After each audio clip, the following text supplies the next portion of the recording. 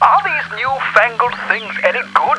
Anyone who listens to the Nintendo Switch UK podcast regularly will know that when it comes to anything remotely related to soccer, or football as it should be known, I will always put my hand up to do the review, or even just voluntarily buy the game anyway. Soccer Story is right up my street in terms of the type of game that I want to play. It's got football, retro 8-bit vibes, a silly story, and some humour. But is it any good? I'm Mike, and this is my review of Soccer Story.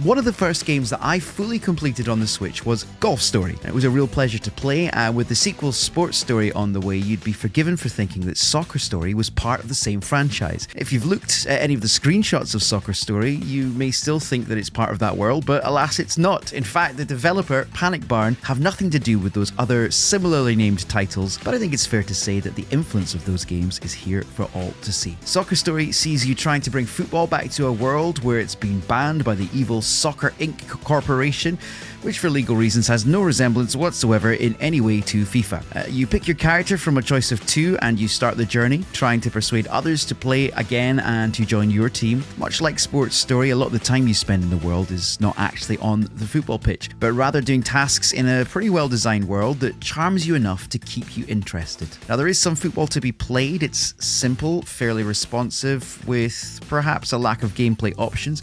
That said, I've read for many that was the weakest part of the game, and whilst the goalkeepers are pretty random in what they do, like really random, I actually quite enjoyed my time on the pitch. Now, the rest of the game takes place in the overall world away from the pitch, and there are examples of good humour and well-written conversations as you go about your business trying to complete quests. It's all pretty pleasant and certainly would be a good palate cleanser against the backdrop of, say, just completing a AAA 40+ hour title. I'm actually really glad that I didn't review this game on day one, as I actually had planned to originally, because there was a game-breaking bug that thankfully was fixed with a day one patch, and that's a real bonus because it would have been impossible to recommend without it. Fair play to the developers for being on it with that. Now, Soccer Story is charming, relaxing, and pretty amusing in places. It's not reinventing the wheel, but then I don't think that's what Panic Barn were going for. Now, if you enjoy Golf Story, it's short enough that it's going to tie you over until the sequel to that game arrives, and at a reasonable price point, it's certainly worth your time. I recommend picking this one up in a future eShop sale.